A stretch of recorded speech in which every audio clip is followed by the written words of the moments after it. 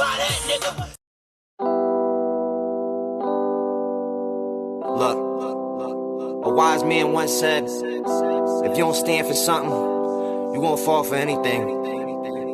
And when times get tough, you gotta dig deep inside yourself and find out who you really are. When the world gets shooken up all around you, who are you? I'm a little Van Gogh mixed with Luther Vandross, like a trumpet in my pocket, how I let them bands blow. I'm a little Van Gogh mixed with Luther Vandross, like a trumpet in my pocket, how I let them bands blow. I'm a little Van Gogh mixed with Luther Vandross, like a trumpet in my pocket, how I let them bands blow. I'm a little Van Gogh mixed with Luther Vandross, like a trumpet in my pocket, how I let them bands blow. They wanna see me lose, they don't wanna see me win, no. Rhyme round with extendos, Glock 9 in my Kenzos, bag full of that loud shit, bottle full of them benzos. Started my own style, they try to copy me like tenfold, but I ain't really tricked, I keep it switching like tempos. Rhyme round that rental, fuck with me and you mental, leave retarded. I'm a motherfucking monster, don't you see what you done started? Not a rapper, I'm an artist. I be loading up my paintbrush and I splash it at my targets. I'm like John Lennon or Molly mixed with Salvador Dali. Techniques to be immortal got me feeling like I'm Warhol, so I'm dancing with the devil till the motherfucking Lord call. I'm a little Van Gogh mixed with Luther Vandross, like a trumpet in my pocket, how I let them bands blow. I'm a little Van Gogh mixed with Luther Vandross, like a trumpet in my pocket, how I let them bands blow. I'm a little Van Gogh mixed with Luther Vandross, like a trumpet in my pocket, how I let them bands blow. I'm a little Van Gogh mixed with Luther Vandross, like a trumpet in my pocket, how I let them bands blow. Looking at my watch, I can't tell the time, alls I know it's mine. Cause y'all just fall in line, and my flow lean like codeine. I was state prop like old scheme, but I bounce back with my team. Living out my dreams, selling out these clubs, no more selling to these fiends. Look, I be on my deem, from the Akis to the Poppy store. Got respect across the board, like why you wanna knock me for? If he dies like Rocky IV. But I'm Sylvester Stallone, I give my blood to the beat, I give my flesh to the throne, to guarantee my legacy gon' be etched in a stone. He think he tough, cause his man got a vest in a chrome, but his squad full of yes men. He next to a clone, you better watch how you flexing, or get X'd in your dome. I had your dog running off like he fetching a bone. I had your dog running off like he fetching a bone, huh? I'm a little Van Gogh mixed with Luther Vandross, like a trumpet in my pocket, how I let them bands blow. I'm a little Van Gogh mixed with Luther Vandross, like a trumpet in my pocket, how I let them bands blow. I'm a little Van Gogh mixed with Luther Vandross, like a trumpet in my pocket, how I let them bands blow. I'm a little Van Gogh mixed with Luther Vandross, like a trumpet in my pocket, how I let them bands blow. Like a trumpet in my pocket, how I let the bands blow. Bands blow. Like a trumpet in my pocket, how I let the bands blow.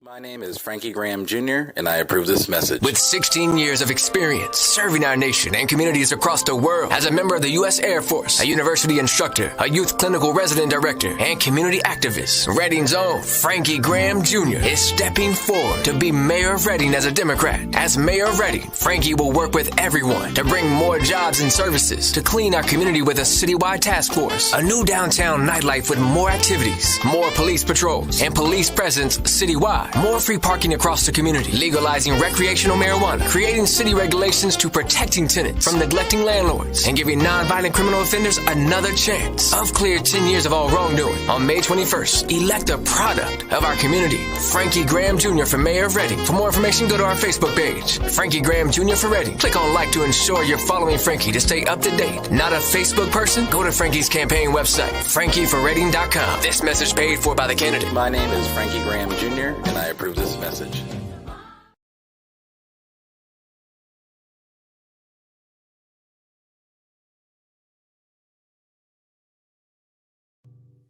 I'm Harry Dietz, editor of the Reading Eagle.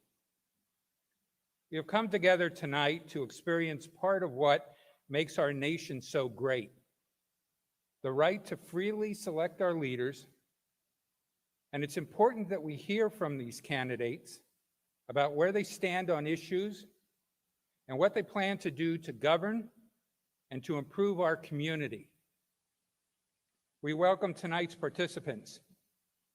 At the far end, Republican Jim McHale, Independent Frankie Graham, and Democrat Wally Scott.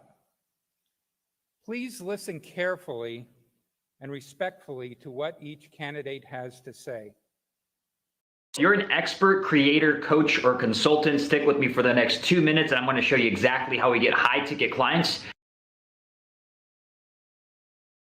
Please consider who will be the best leader for our city. And then please consider an option to go out and vote. You have a choice. Most people choose not to. Please go out and vote so that we can have the right candidate on November 3rd when the election's held. I'm going to turn the program over to Dave Mayoral, our managing editor for the Eagle, who will explain the format, introduce the questioners, and serve as the moderator for tonight's forum. Thank you. Thank you, Harry. Go over the format quickly so we can get on with the questioning. First of all, if you have a cell phone, please turn it off or mute it so it doesn't interrupt the speakers. We all appreciate that. Secondly, we will not be taking questions from the audience. We ask that the audience be respectful of the candidates and not interrupt any of the candidates when they're speaking. Questioning tonight, or fielding the questions tonight, will be Ron Southwick, our news editor, and Leah Migdale-Smith, who covers politics for the newspaper. Each candidate will have 90 seconds to make an opening statement. Each candidate will have 60 seconds to respond to the questions. And after all three have answered the same questions, each candidate will have 30 seconds for a follow-up. We will rotate the order of who answers first. At the end, each candidate will have 90 seconds for a closing comment. Jim Kerr, our assignment editor, is in the front row with a timer. He's already been pointed out to the candidates so they can keep an eye on their time. And with that, we'll open it up with Wally Scott's opening statement. That's why your mic. Oh, that's right. I'm sorry. Oh, my God. Can everybody hear me? Hi, I'm Wally Scott. What can I tell you about myself? I'm born and raised here in Reading. I've lived here all my life. I lived on South 9th Street. I only lived really a block and a half away from most of my life where I lived at when I was growing up, which was 21 South 9th Street, and I live at 910 Washington. When I first came to Reading, I was in an orphanage over in where Alvernia College is today. I was there from 7 months to almost, I think it's 7 or 8 years, depending on when they actually closed. I think it's 57, 58. I've been involved in the city of Reading, trying to do a good job for everybody. I'm a person that likes to help people. I don't push people. I'm running for this chair, obviously, because of the fact that I think that I can do a great job, and I'm asking you for the opportunity to let me show that to you. A lot of issues in my campaign deal with forensic audits, the truancy law, parking authority, the water authority, community development codes, zoning, public safety. As we go on tonight, if I hear questions on them, I feel very relaxed to answer them and tell you what I'd like to do or see for the future of the city of Reading. I think all of us sitting here are looking to make sure that we don't go into receivership in 2019. So please, I'm looking forward to tonight. Thank you. All right, thank you.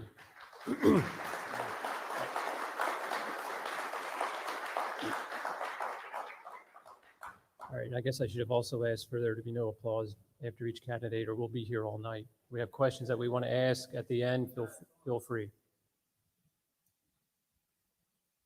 Mr. Graham. Hi, my name is Frankie. Hi, my name is Frankie Graham Jr. I was born and raised here in Reading, just like Wally. I grew up here in Reading as in a very interesting environment, and I didn't understand my environment until I got older. Like many here, I had a interesting childhood, single parent raising me, and it exposed me to a lot of things that a lot of kids and young adults here experience every day in their life. And I wouldn't have been able to get through a lot of those things without the mentorships I had experienced growing up and the counselors here who helped build me up to who I am today, in addition to the military. I graduated from Reading High School in 2004 as a member of the National Honor Society, multi-sports athlete. I was even at a point I was ranked number 17th in the nation in the high jump. When I went to college looking at ways I could help the city when I got to the ability I could do so. And I was thankful for the opportunity to work with former Mayor Tom McMahon in his office. And that time in Tom McMahon's office, I was exposed to a lot of things, and I wanted to continue some of the things that he did. And I'm here to serve everybody. Sincerely, and thank you for your time. All right, Mr. McHale. I want to thank the Reading Eagle and the Reading Area Community College for hosting tonight. I want to thank Ron Southwick and Leah McNeil-Smith for putting us through what you're about to put us through. And thank everybody here for coming and spending your time. In 2011, when I ran for mayor, my life was drastically different. I started the campaign as a confirmed bachelor. But then along the way, I became a husband and a father of 3. After looking at how much my life has changed, I began thinking about the city of Reading, and I realized little has changed. In fact, things are worse. Our mayor's office has been raided by the FBI, and our city council president was forced to resign.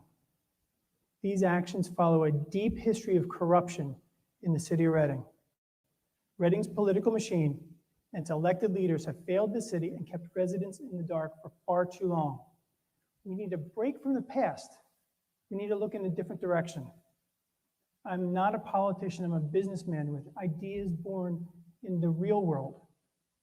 I will work for more and better paying jobs, affordable taxes, stronger schools, and safer streets. In order for Reading to move ahead, we need new ideas and a fresh perspective. I'm 100% committed to a brighter future for us tomorrow, for all of us tomorrow. My name is Jim McHale, and I want to earn your vote in November. All right, with that, the first question will be for Frankie Graham. First question is going to deal with public safety. Are there different strategies you'd like to see the city police employ to deal with crime in the city? Absolutely. Interesting was over a week ago when we had our ideas in the newspaper, a lot of the things that I worked on for the proposal and policies to help city was not written in those articles. But this Sunday, there's an article written about York, Pennsylvania, and a lot of the things that I actually had planned, for the city if elected mayor of Reading, actually has been done. They are doing a community watch program that I'm trying to bring back. And I built that program up with a former classmate at Reading High School. His name is Joshua Fazik. And we're trying to build up the community watch program. And at the same time, we're also trying to improve the relationship between the police department and citizens of Reading. And that program comes from a mentor of mine when I was a little kid. His name is Ronald Ross. And we're going to find a way to improve the relationship between people and the police department, and at the same time, improve the safety of the city. All right, same question, Mr. McHale. For far too long, the political machine in Reading and its candidates have paid lip service to public safety, but delivered no real results. The statistics remain staggering. 87% of the cities in the United States are safer than Reading. Parents should be able to let their kids walk to school and know they're safe, but they can't do that. Reading is dangerous, but things can change. I will implement new policies, procedures, and appropriate police staffing levels. Technology like cameras is nice, but it can never replace a real person working within the community. By prioritizing our budget and implementing real changes, We can and will make Reading safer. Mr. Scott, same question. What was the question again? Public safety? Yes, are there different strategies you'd like to see police employ to deal with crime? See police employed as what? Are there different strategies you'd like to see police use to deal with crime in the city? I think the police are probably doing the best they possibly can with what they have. For all the years that I sat as a district judge, which is over 20 years, I found one thing is this. In order to fight crime, you got to know what the crime is. The city of Reading, we have more than our fair share of people that are addicted to heroin, that are addicted to crack cocaine, and to other forms of drugs. My feelings have always been this. If in the judiciary itself, and even with the police department, if I'm fortunate enough to make it, I'm going to be looking for stiffer sentences for the dealers and to try to do some rehabilitation for the people that are on drugs. And here's why. The dealers cause the problem. The addicts are basically, they're addicted to the drug itself. But if we just lock the addicts up, we lock them up for a year, or we lock up, well, that's fast. Let's put it this way. I believe that dealers get jail time, addicts get rehabilitation time. I think that'll help stop All right, crime. thank you. Mr. Graham, 30-second follow-up. I was thinking about the ideas that Mr. Mayoral says about increasing the police force. About 10 years prior to he moved to the city in 1999, the police force was at the number he's talking about. That's the ideas of getting to. And I was sitting here in city council with Ron Rouse with the police cadet program, and we were talking about bringing the Army National Guard in to try to improve the city safety. And we still had the police force at that number. But the thing is, we have to improve the relationship between the people and put people responsible for their own actions instead of trying to look at someone to fix us. All right, thank you. Mr. McHale? It all comes back to enough boots on the ground to be able to solve the problems of the city. And Mr. Graham alluded to the fact that before we were in Act 47, we had 215 police on the streets. Now we have 168. That's a big difference. If you're a criminal, where are you going to go? You're going to come to Reading. There's not enough cops. We all know it. We live in the city. We know the problems. If you call the police, they're unable to respond because there's just not enough of them. We need more boots on the ground. We need good police processes and procedures. Thank you. Mr. Scott? I'll follow up my own. What I'm looking for, the reason I say that with addicts is because of the fact everybody knows somebody that's had a drug problem. They could be in your family, whatever. If we don't do something to rehabilitate them when they come out, they still have the problem. Locking them in a prison does nothing for them.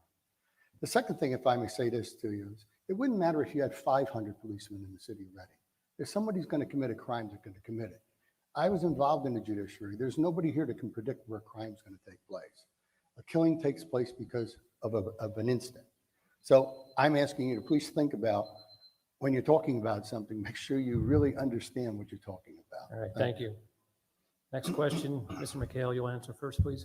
Keeping with the idea of public safety, and a few of the candidates alluded to this, but what do you think needs to be done about police and firefighter staffing levels? And if you think more are needed, how would you suggest that the city pay for it? Well, it's kind of the same thing we've just been talking about. We don't have enough. We don't have enough police and we don't have enough fire. And they're the two principal things that city government is charged with taking care of, making sure that you're safe and making sure that if there's a fire, you have sufficient firemen there. We don't have enough people on the ground. We have fire trucks going out, multiple fire trucks, because they don't have enough people to put onto one, which is the way they should be running the fire trucks. We have been cut to the bone for Act 47. Our services have been cut to the bone. And when you look at Act 47, it was never designed as a financial recovery program. When you boil it down, it was raise taxes and lower services. And we've been suffering ever since we went into Act 47 in 2010. That needs to change. All right, thank you. Mr. Scott, same question. Well, I believe the cameras are a great deterrent. And until we can get the money to get more police on the streets, we should be spending the money on cameras. There was the homeless person that was beat and killed up there at, I'm thinking the laundromat on Penn Street. They would have never caught the people who beat him and then later he died if they didn't have cameras. And the cameras that went, most of the crimes, I remember the chief stating it, most of the crimes that we're able to solve are done because neighbors have cameras. Everybody's starting to get a camera in a block someplace. It does deter crime. I think that more and more people should make them more visible. that would stop perpetrators from coming into your neighborhood and committing crimes.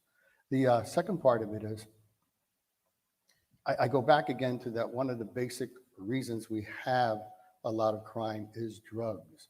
And we must put ourselves in a position that we help that. There's not enough beds in the city of Reading to take care of those that are mentally ill, those that are on drugs, and we need something for that. And that's what I intend to try to do. Mr. Graham? To answer the question directly, is the reason why staffing numbers are down is because of Act 47. Act 47 was placed there to help the city recover and pay off its debts. Yes, the taxes have gone up. Yes, the services have gone down, but that's a sacrifice that was not a sacrifice. That's actually a burden that was put on everyone here in the city because we had elected the wrong type of people in prior administrations. If we had the proper administrations leading the city in the right direction, we wouldn't be in Act 47, and we wouldn't be at the chance of us going into receivership if it wasn't for irresponsible spending, illegal activity, and corruption. And if people who actually were in office prior to in prior years would actually did their job, we wouldn't be in Act 47. And the whole idea of us going into receivership and everyone acting like it's not a big deal, it really is. If we go into receivership, that means everyone here in the city loses their voice, and there's no such thing as a mayor or city council. And that's what Act 47 is about. We need to follow those guidelines, not recommendations, to get us out of the trouble we are in now. Thank you. Mr. McHale, follow-up? To the staffing levels, we didn't change anything.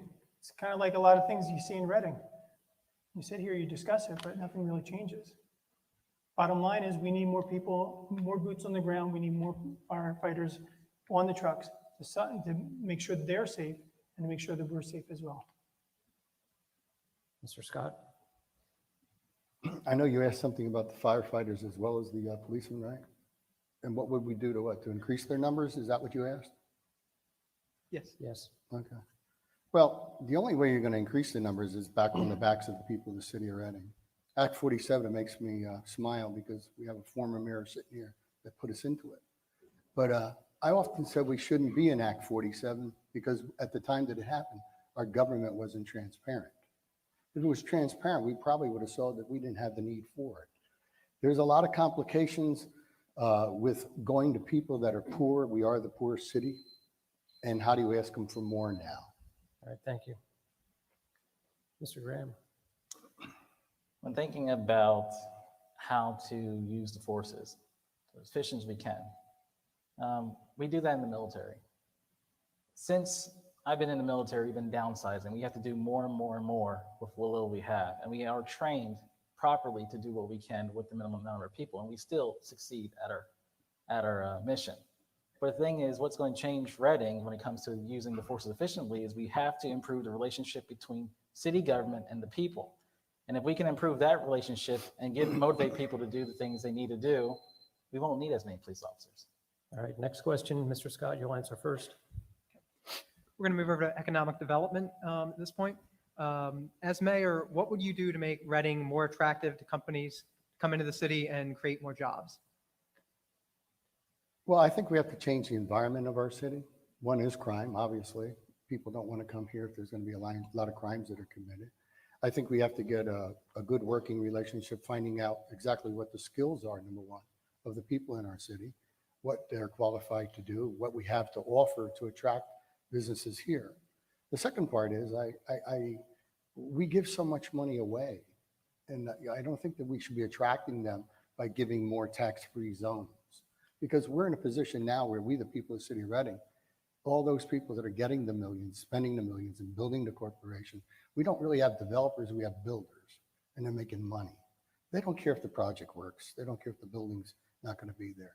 Most of them get 5 years for their tax, for the tax on the property that they don't have to pay. And the more I look, and the more I look at our city, I think it should be more that we shouldn't be trying to attract people here. We should first be trying to attract good people to stay here. Once we do that, we can get business to come to us. All right, Mr. Graham? Can you repeat the question, please? Repeat the question for him, please. Okay. What would you do as mayor to help the city attract more companies to create jobs in the city? I'm actually in the process of doing that right now as we speak. here in this room, there actually is a CEO, board executives, and engineers right now from the Filter Holder Group. A company I'm trying to bring here to the city would bring 150 to 200 manufacturing jobs, skilled jobs, and also technical training jobs. These jobs will pay anywhere from $30,000 to $50,000. Instead of talking about what can we do, why don't we do something right now? And I'm doing that before I even get into office. And I'm trying to find ways at the same time to improve the safety of the city and find ways for people to want to stay in the city and also bring people to the city. And we do need some types of incentives until we are able to find ways to make the city more safe. We're going to have a difficult time trying to bring people here. You know, we have this crime the way it is. There's no jobs. That is the main problem. There's no jobs in the city of Reading. Why would you want to come somewhere when there's no jobs and no ability for people to take care of their family? Mr. McHale. On September 26th, I released a detailed economic growth and opportunity plan. This plan does not rely on gimmicks. It attacks the root causes of economic problems. I was recently at the Doubletree job fair where 1,500 people showed up for 170 jobs. That's great, but that means over 1,300 people will still not have work. It's clear. The people of Reading want to work, but there are no jobs. The unemployment rate in Reading is considerably higher than Berks and Pennsylvania in general. A family in Reading earns about $34,000 less than if you were outside the city. This has to change. As a business professional, I know what needs to be done to bring new employers and good paying jobs to our city. We just need to make the right decisions so everyone can thrive today and in the future. Mr. Scott, follow up. I think that the most important thing that I look for in any business that moves here is that they move here because they want to. And that they think that we have the economy or we have the structure in our city government or the people that basically they're looking for to work. I don't have all the answers, and I don't believe that everybody here has the answers either. If they did, we would have all been in the process of changing it a long time ago.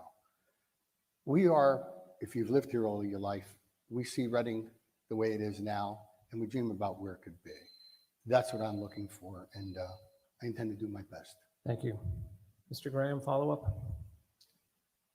I was thinking about something Mr. Scott said about there's not enough places here in the city that pay taxes.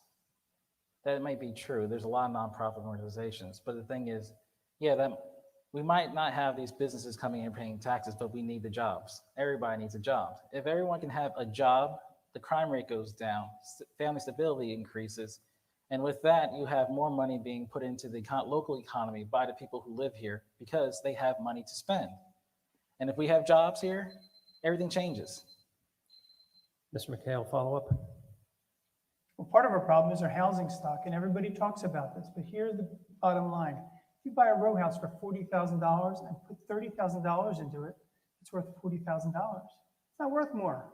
There's no demand. We have done our level best in the city to push businesses and residents out of the city and collapse the demand.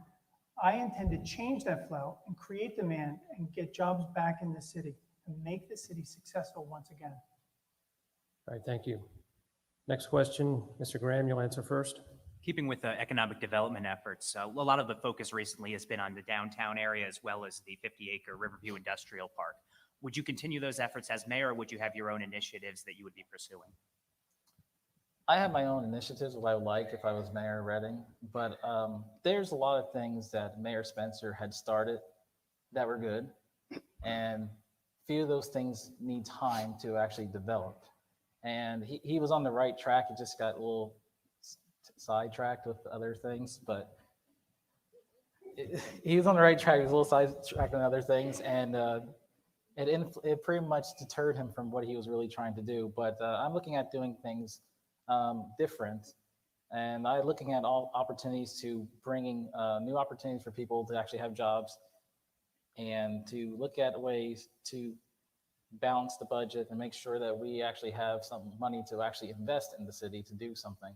Because right now, the way the finances are, we're really limited in what we can do. And that's the honest answer. We are so limited on what we can do, anyone saying that we're going to do this, we're going to do that is not telling the truth. Thank you. Mr. McHale. I've personally spoken to the majority of business owners downtown. Unlike my opponent, I have worked in the real world. I'm not a career politician, I'm a businessman. Most of our elected officials are career politicians. They've not worked in the real world. In order to bring life into downtown Reading, we need to look in a different direction. I will make downtown Reading better without ignoring the neighborhoods. A better downtown means more jobs and prosperity for everyone. With fresh ideas and new perspective, we can create a much more vibrant community. Mr. Scott. Well, I don't know about you, but I think that we need more than a hotel downtown to bring people here. I mean, unless the Pope slept there and I'm Catholic, maybe I'd stop by it, okay?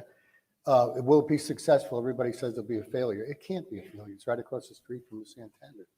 But I think what we have to do is we have to get fresh ideas for downtown. I talked about a railroad museum, and I talked about it as I go door to door, telling how we can bring people here to see the Reading Railroad. Everybody has a piece of us, but nobody has the Reading except us. Second thing is I looked into finding out after people started asking me, can you get the train routes going? Can we go to New York? Can we go to Philadelphia? That brings new people here. That brings new families here. We need people here in our city. We want to increase the number of people that we have. We want to bring fresh ideas. We want to bring new people that want to invest. I think what we do is we start with what we have, try to bring new people in the best way that we have, but we have to have an attraction. And I'm thinking that this is a great attraction. Monopoly helped us tremendously when they put us on the board. I found out lots of people here in Berks County and Reading love trains. Thank you. Mr. Graham, follow-up? In response to both of them, I'm the only candidate up here who actually has real world experience working in City Hall. I'm the only candidate here who actually has education in government. I'm the only candidate here that actually walked along the streets and gone from house to house doing inspections, codes inspections, and other things. And I'm also the only candidate here who has a full grasp of what's actually taking place in City Hall because I actually worked there. And also, I know not to be promising people a railroad station in the middle of town where there's no parking available, and it failed, and the idea failed, and it's actually in Hamburg right now. Thank you.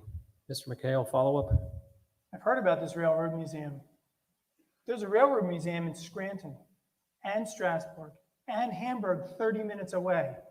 Celebrating Reading's rich and prosperous history is great, but we need to fix the problems we see every day. Spending more tax money on a museum is crazy. Only someone with no real world experience would ever suggest risking your taxpayer money on such an uncertain idea. Thank you. Mr. Scott, follow-up? You know, I got this philosophy. I believe that if we can dream it, we got artists here in Reading that can draw it. If you can see it, we can do it. I know the railroad will succeed. If it's just me that's going to fight for it, I want to tell you that every person I've talked to wants it. Every person I've talked to wants to be part of it. We have people all over the city in Berks County that want to bring their Reading Railroad cars, everything here to our museum. If we're not willing to try something, you become part of the nay people. And those nay people never get anything done. And they also think they know more than we do. And I say the people of the city of Reading are a lot smarter than you think. Thank you. Thank you. Next question, Mr. McHale. How would you as mayor keep families in the city and also attract new families to come from outside the city to come in and take a chance on buying a home in the city? Well, you have to start looking at the root causes of why people have been leaving. A lot of people don't want to be here. The taxes are too high. The crime is too high. There's no jobs. When people look out, they look at the schools, they get a little bit nervous. Right now, our children do not see a great city. I see it. Reading isn't clean and safe, and there are no jobs to aspire to. Children are influenced by what they see around them, and so are the parents. I will work with local parents, teachers, businesses, community groups, and school board members to fight for better schools. A stronger school system is good for all of Reading because it helps our children succeed and attracts employers and makes a stronger community for all of us. Mr. Scott? I think one of the biggest reasons why people will stay here is because of their children. than the fact that we do have a good educational system.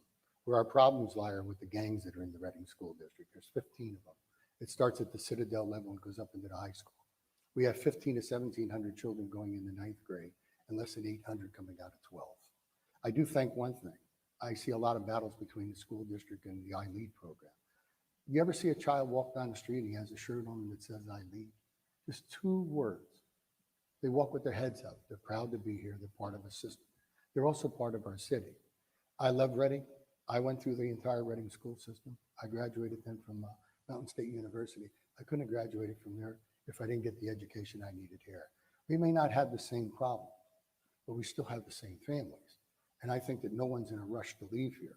If the exodus that's coming is from the people who can afford to go, we have to make sure that the people that are here, we lift them and we don't push them. So I'm looking to take care of us, people of City Reading. Thank you. Thank you. Mr. Graham? When I think about keeping families and having more people stay here, mainly families, I think about all the conversations I have with parents, a lot of the parents I grew up with, and the first thing that comes out of their mouth is the Reading school system is not really good. You have to look at the statistics of the Reading School District.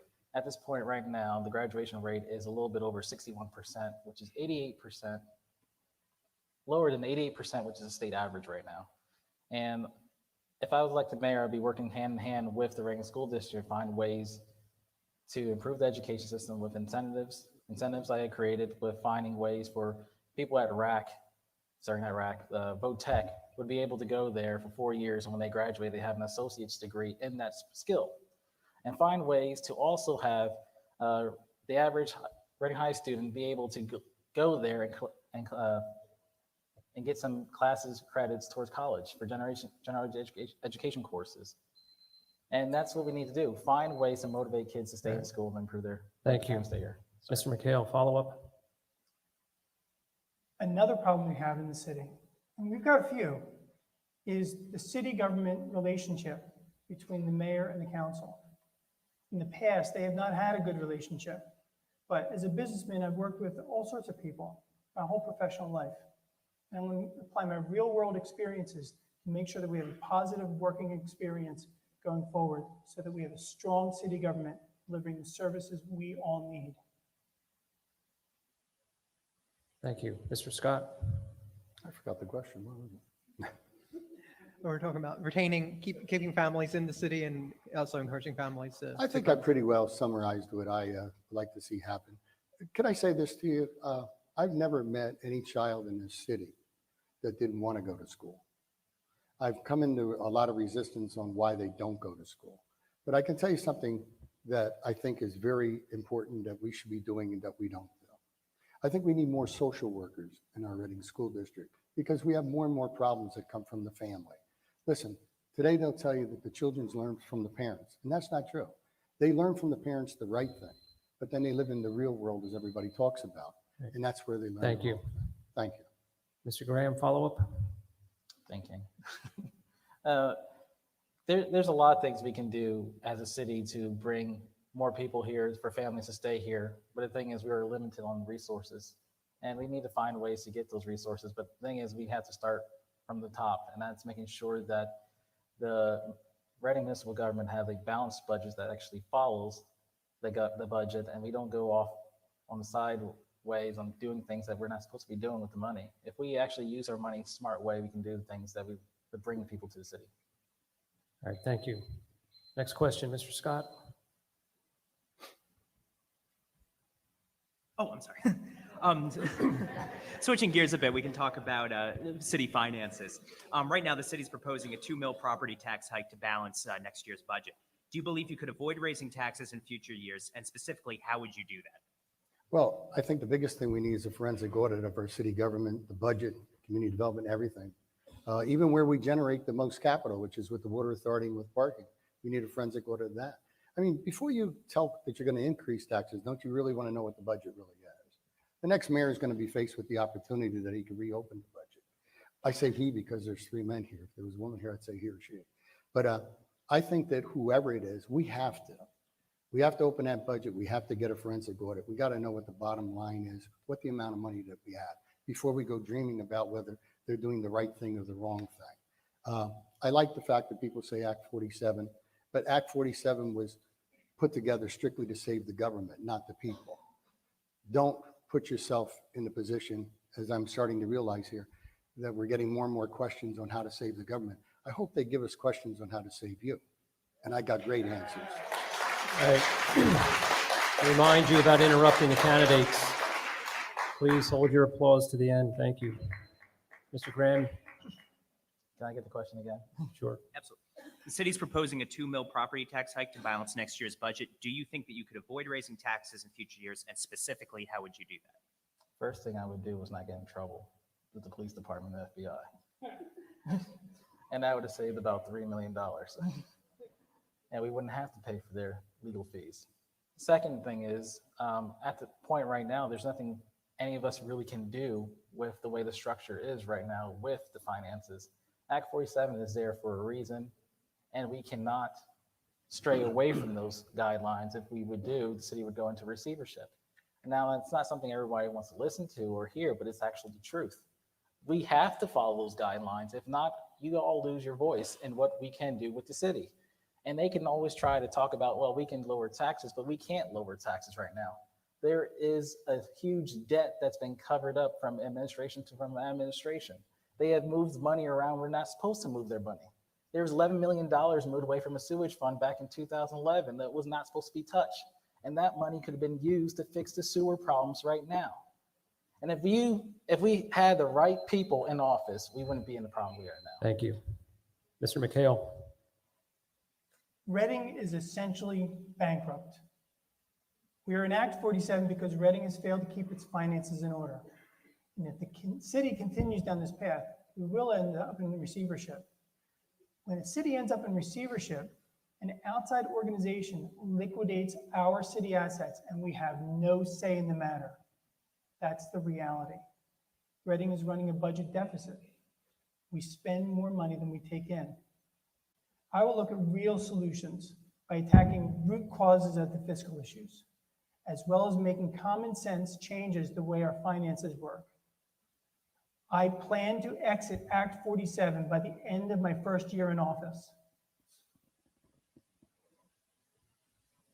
Mr. Scott, follow-up? I think the only way you'll be able to exit is if you do the forensic audit. And we find out if there's any money that's here. You know, every forensic audit that's taken, and if I may say this, if the FBI does their job and they do it properly, and there is absolutely nothing funny about a mayor who's basically facing a cloud at this particular time, as well as council and other things. And I know we could all laugh about that, but the truth of the matter is they're not the source of the problem. The problem lies in those people who think that they know more than we do, those people who run our city. The elected officials are just elected, but we have to pick the right directors and Thank get the you. right body of people Thank you, that Mr. have Scott. honesty and integrity. Thank you. Mr. Graham? I don't see how we could get out of Act 47 after the first year with the finances the way they are right now.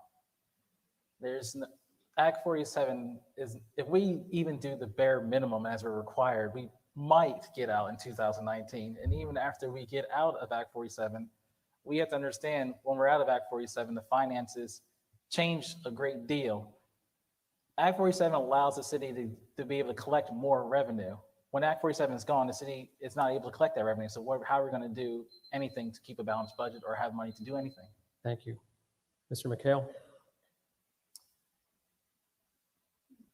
The problem here is we have 3 men up here and only one of them has a financial background.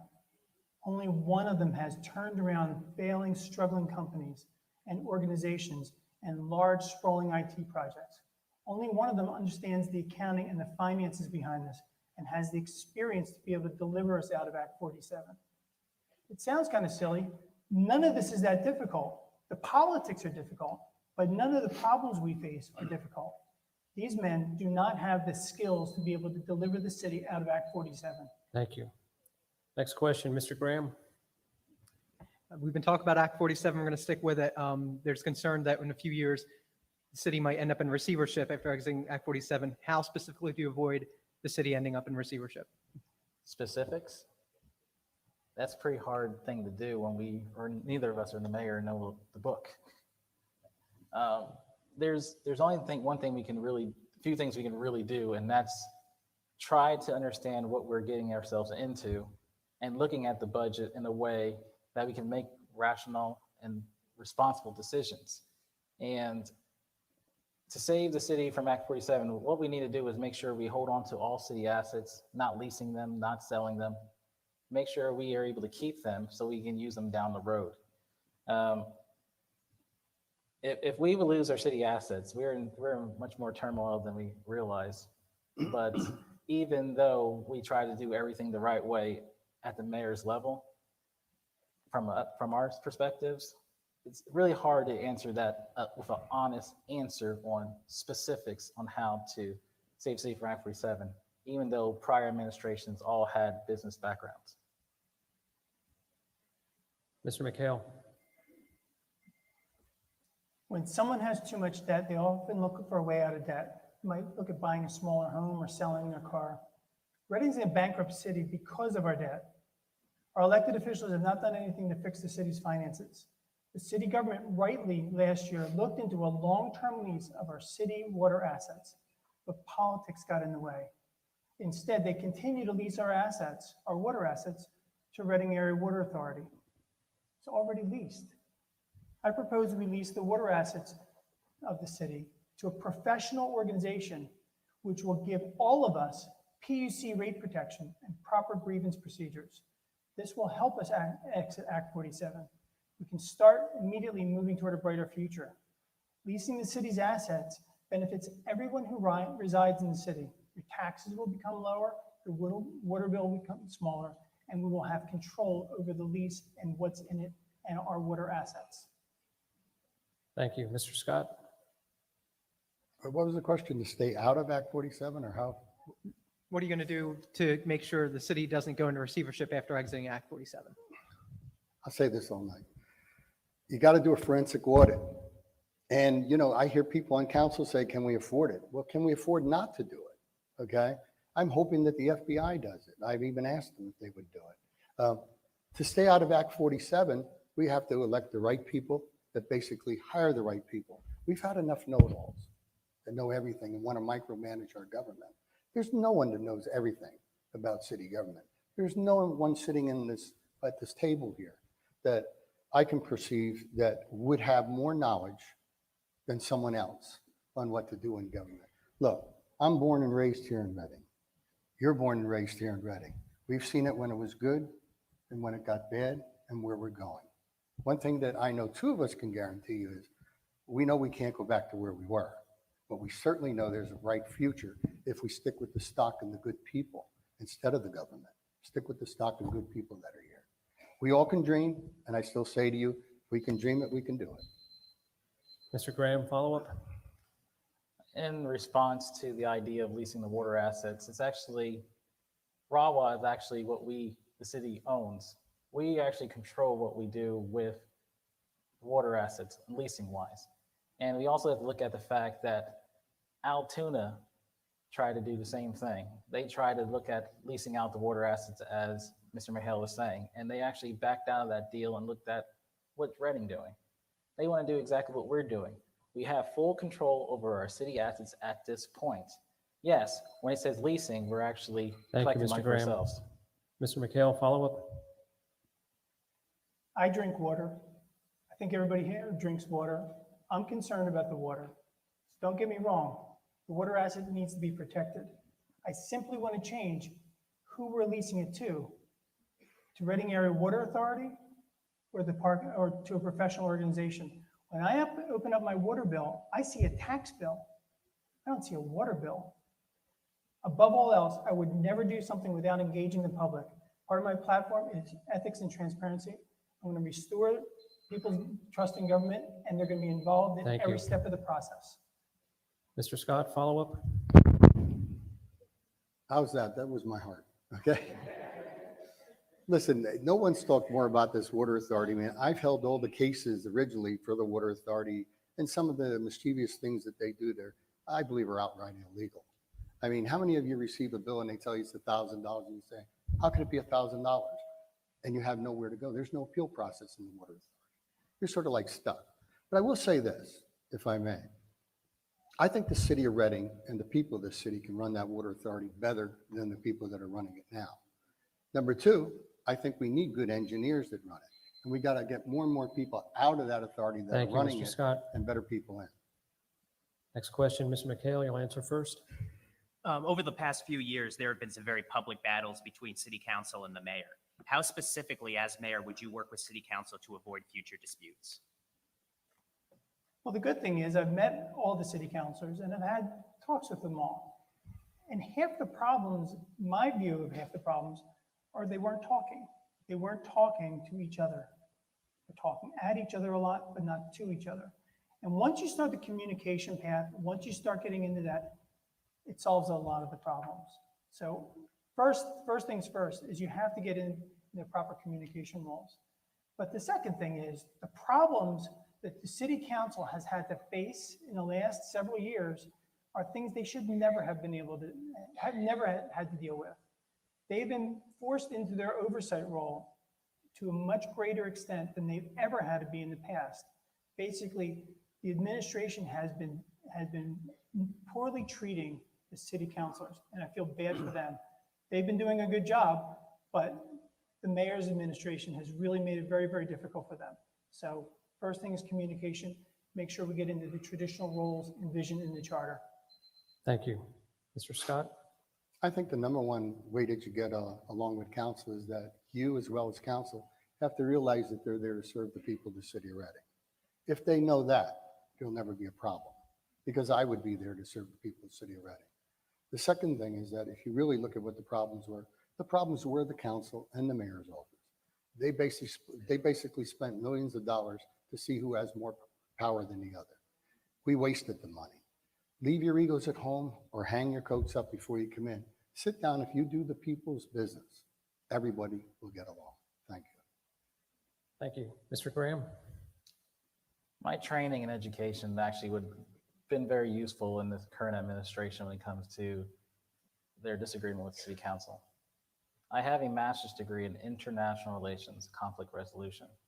What that means is I have a degree in negotiations. And in that degree, it taught me how to talk to people and interact with people and treat everybody fairly with respect. And if I was mayor of Reading, I wouldn't even want to be called Mayor Graham. I would be called Frankie.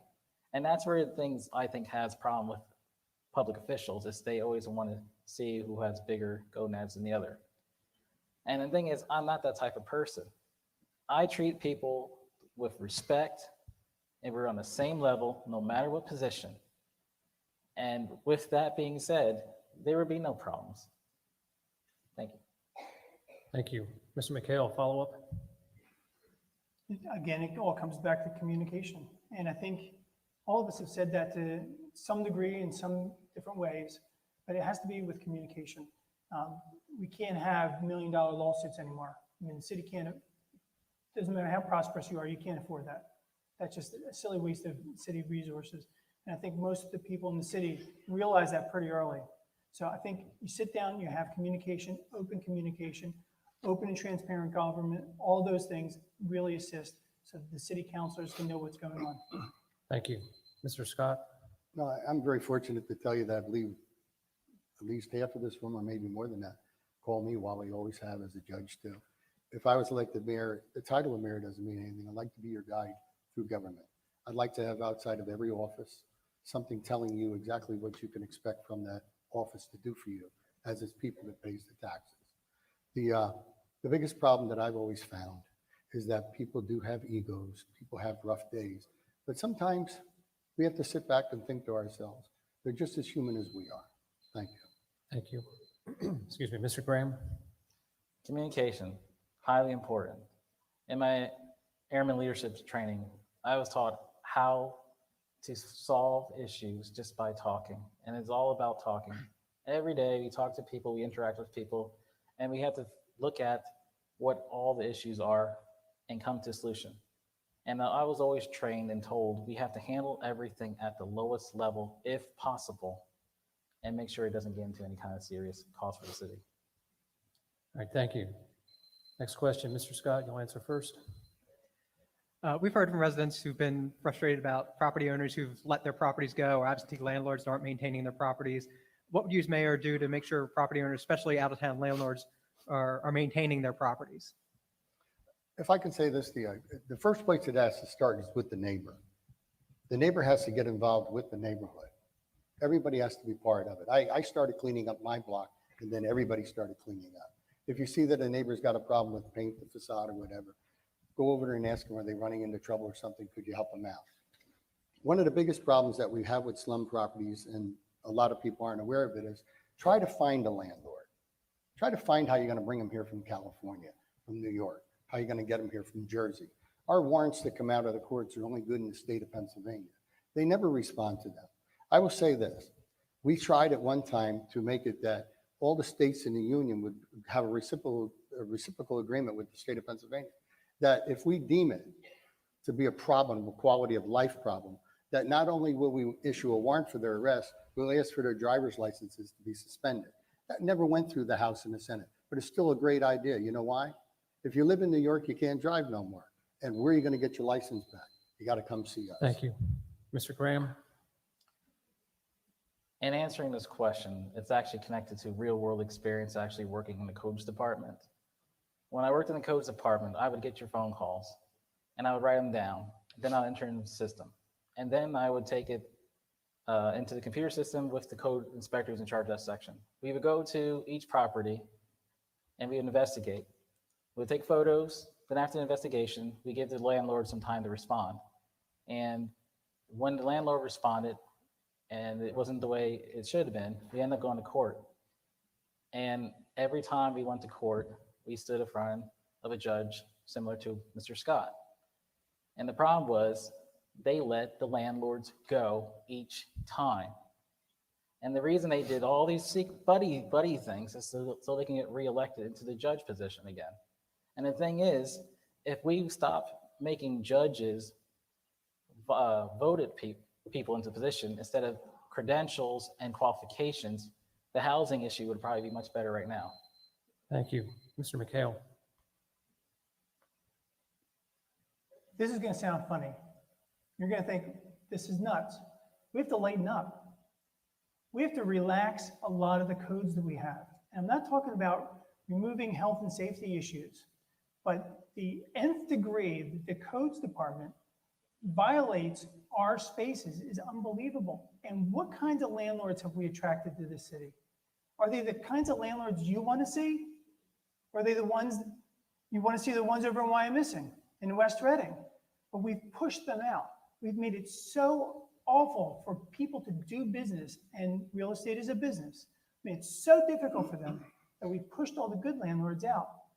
And what do we have? The ones we don't want. Now, this is a long-term solution. It takes a while for this to work out. But we have to have real-world codes inspections that make sense, that do not drive the good landlords out. Thank you. Follow up, Mr. Scott? You know, I really don't attack people, but I will say this to you.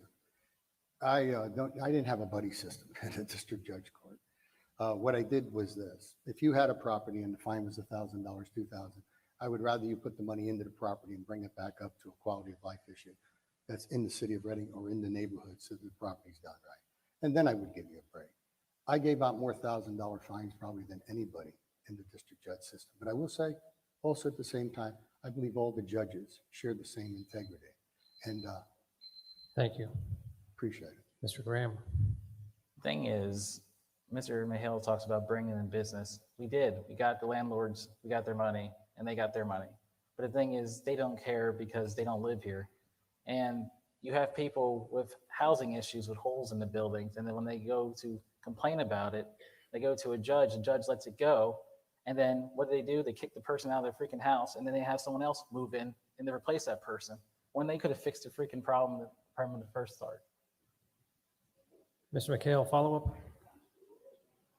I do work in commercial real estate. So whenever we talk about real estate issues, they're near and dear to my heart because it's my business. And so when I do look at all these landlords that want to come into the city, I mean, I get a lot of calls every day. And businesses and landlords, they want to come to the city, but then when they find out the barriers that the city puts up for them, they turn it off right away. This all comes back to jobs. It all comes back to quality of life. And we got to turn everything around so that we attract the businesses and residents back to the city. Thank you.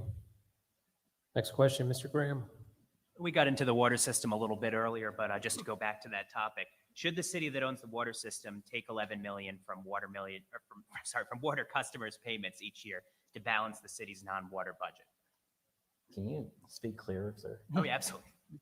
Should the city that owns the water system take 11 million from water customers' payments each year to balance the city's non-water budget? Honestly, no. But the thing is, there's a thing called Act 73 which prevents the city from using a asset as a cash cow. $11 million, yeah, that comes in there, but it's to balance the budget and also to fix the sewage system that needed to be fixed for more than 10 years, okay? The funny part is we're talking about $11 million for sewage when we had the similar issue back in 2011 when $11 million was moved from the sewage fund and put into other places. And now we're paying for it. And the way they were able to cover up that $11 million bubble then was just by getting a loan and by bouncing the books and make it look like we were only in the $1 million negative equity when actually we were actually much bigger than that. So right now we're paying $11 million for something that happened years ago. Mr. McHale. When you open up your water bill, you're looking at a tax bill. A lot of the money goes to the city. Reading Area Water Authority was created for one purpose, and that's so that they can raise your rates with no state oversight. There's no PUC oversight. They can raise your rates to infinity, and there's nothing you can do about it but pay.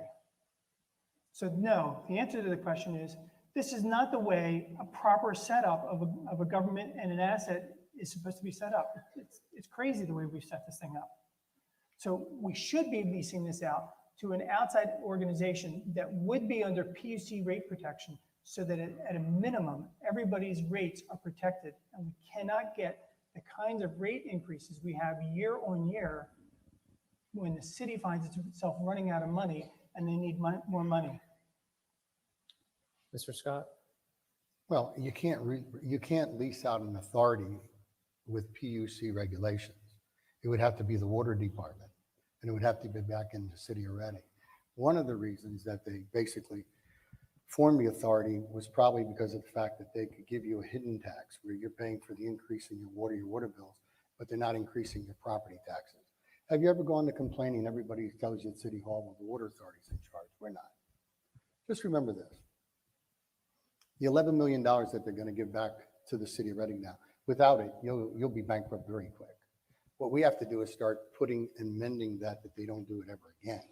And the only way that that can be done is we have to do a forensic audit of where the money's going in the water authority. You'll find the salaries are great. The attorney's making a fortune. Every time he takes a little person to court, $500. If you lose and you appeal it, they get $2,500 to take you to the next level of court. They get paid right away. They don't wait for you to pay the bill, and we're stuck. So the big boys that are up there running the water authority are the ones that are killing Thank you, us. Mr. Scott. Mr. Graham, follow up. When I think about an audit, they do an audit every year. The reason we don't get the answer is because of political connections. Everyone's trying to hide and protect each other's behinds. Everyone's trying to help each other by covering up the past mistakes. And it's because of policy, party connections. Everyone wants to do each other a favor so the previous guy doesn't look bad. We don't need a forensic audit. We just need someone in place who's actually honest and not connected to the political party trying to protect their behinds. Mr. McHale. Well, among the things that I'm concerned about is corruption. And it lends itself to this particular conversation because one of the initiatives I put into a paper that's on my website now is open checkbook. So you see where every dollar that the city spends online, you can't possibly miss it. So when Mr. Scott talks about forensic audits, I'm assuming he knows the difference between that and a regular audit.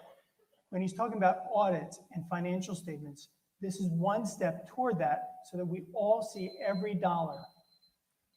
Thank you. Mr. Scott, follow up? I think regular audits, the best way I could tell you that is that a long time ago, my parents told me that figures don't lie, but liars figure. A forensic audit tells you and exposes to you who the liars are. If you just go by a budget that the city of Reading gives you, you got to dig deep. You know, when I got elected to the Reading School Board, that was my first look at government and how it works when you have to negotiate. I thought, wow, in 1978, I could do a great job. I didn't realize that the administration knew more than I did and hid a lot. So you fought for years just to find out what was wrong. Thank you. All right, we'll take one more question, and then we'll have closing statements. Okay. Mr. McHale, you're first. Thousands of Reading residents are struggling in poverty despite doing their very best every day. What, as mayor, can you do to help them? It all comes back to jobs. Jobs solves a lot of problems, and we don't have the jobs in the city. When I was at the job fair the other day, I talked to a woman who's going to be interviewing for a job in Lidditz, and I said, that's a long commute. And she said, yes, it is, but there's nothing around here. Until we start changing our government policies so that we can attract businesses and residents back to the city, people are always going to struggle. We have to get jobs back in the city. I'm the only one who has actual experience bringing jobs in. I'm the only one with real world business experience. And what we need right now is someone who understands business, the language of business, what the businesses need, so that we can have jobs and prosperity can break out in every category. And I'm talking about entry-level jobs all the way to executive and everything in between. I want jobs everywhere. If you want a job, come to Reading, because we have so many, everybody gets to work. Thank you. Mr. Scott? I think the first thing that you do to help the people of the city of Reading is you start reducing the cost of government. You also reduce what they charge us. Most of us can't even afford the water bill, let alone the trash bill and the recycling bill and everything put on there. Let's get that part in order so that when we wake up in the morning, we're not worried about the city putting graffiti on our door and condemning it and getting us out the door because they turned the water off. The second part of it is, yeah, everyone needs jobs. But what we have to do is we have to set something up. I told at the beginning of my campaign that I wanted to do a city job corps. I would mirror the federal job corps, where we would do it here in the city of Reading without our children leaving and going to another state. Get them a trade, get them a pride, give them more pride. But the most important thing is we can never stop them from dreaming on what they want to be and where they want to go.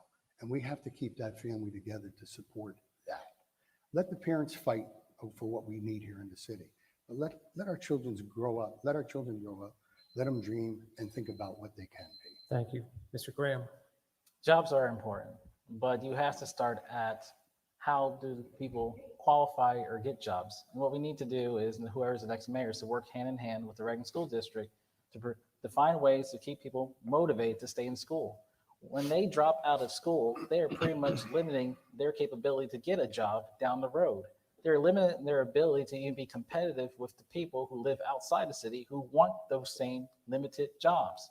And if we find a way to keep people in school and find ways to have them be competitive from the first day they graduate from high school with some kind of official certification recognized by an accredited university or community college, they will have a foot up against everyone who lives outside the city, so they can get those jobs rather than the people outside the city. Thank you. Mr. McHale, follow up? Everyone in Reading is burdened by high taxes. And the best way to help families, workers, and seniors is to make sure they have more money in their pockets. If we continue to elect the same leaders, we're going to see the same results: higher taxes, lost jobs, lower service. I want to break that cycle and put more money in your pocket. Mr. Scott, follow up? I think you're breaking that cycle now. There's nobody sitting at this table that's ever been mayor of Reading, nor have any of us ever been council people. I think that what I would like to do again is get our kids, our children, make them hold on to their dreams. When you walk down the street with them, what do we do? Why do we go to work every day? To come home and tell them that it's worth it. Keep the problems away from them. We won't have the problems that we have in schools. And just at all times when they dream, tell them they can accomplish anything they want to. That will change the city of Reading. Thank you. Mr. Graham, follow up? What we need to do to change the cycle is to reinstall in everyone's mind the importance of education. And by not having the education, we are limiting ourselves to having a good paying job. We need to reinvest into our children and show them what hard work can get you in life rather than taking things or expecting things in society. That's one thing I think a lot of us are always upset with when we see people who feel entitled to things rather than work hard for those things. All right, thank you. Each of you now will have a 90-second closing. Mr. Scott, it's your turn to go first. I wish all of us had 3 minutes, but here we go. I'm running for the mayor's chair because of the fact that sitting on the bench for many years, I just thought a lot of the laws that they started writing from past administrations weren't to cure the problem in the city of Reading, but was to make money. If you have a quality of life issue and there's a problem that exists, you don't give them a $50 fine, they don't clean it up, you give them a $200 fine. They don't clean it up, you give them a $400 fine. They don't clean it up, you bring it to a judge for $1,000. Wouldn't it have been cheaper if we just went up and cleaned it up and gave them the bill? That's one problem. The second thing is, I'm a people person. I told everybody that if I'm elected, I'm going to move the mayor's office downstairs. Why? I want to be the first person that you see when you come in, the last when you go out. If you have a problem with anybody in City Hall, stop and see me. But if at the same time, if they have a problem with you and you stop to see me, we're going to try to rationalize and see what happens. I bring something unique to the chair. One, people always say, well, how do you solve the problems of people? You sit and listen to them. You don't say you've got all the answers. And then you try to figure out what you can do. And if there's nothing available, you make it happen. I sat for many, many years knowing that one person's going to leave that courtroom happy and the other one might be mad. You know what I always push for? I pushed that you both left feeling that you got a good representation and I was fair with you. I bring that with me. I want you to know this because a lot of people are confused. I am the only Democrat running for mayor of the city of Reading. Other people try to say that they are, but I am the only one. And I would really appreciate if you vote for me on November 3rd. Thank you very much. Thank you. Mr. Graham?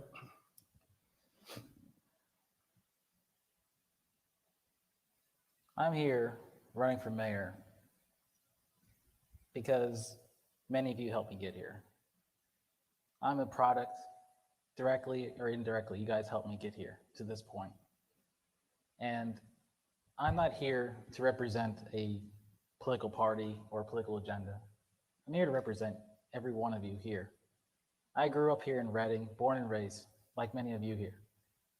I'm one of you. I'm not a businessman. I'm not a person who's up here talking about real world experience in the business world. The business world hasn't helped us at all. The business world actually has helped us get into worse situations. The business person hasn't done anything or can relate mostly to anything that we deal with because they are in their own little cushy world. Now, in regards to past experiences, you know, I'm the person up here who's telling a lot of the facts with a lot of the truth. And I can relate a lot of things that are going on in the city in comparison to the other two. I don't represent a party, I represent the people. That's what it means to be independent. To be independent means to represent the small people, the people who have been walked on or walked all over for more than 20 years in the city. The people who are outside struggling to find lives, struggling to take care of their families. And what we're talking about is nothing that actually is here to help them, but Act 47 Thank you. and receivership. Mr. McHale?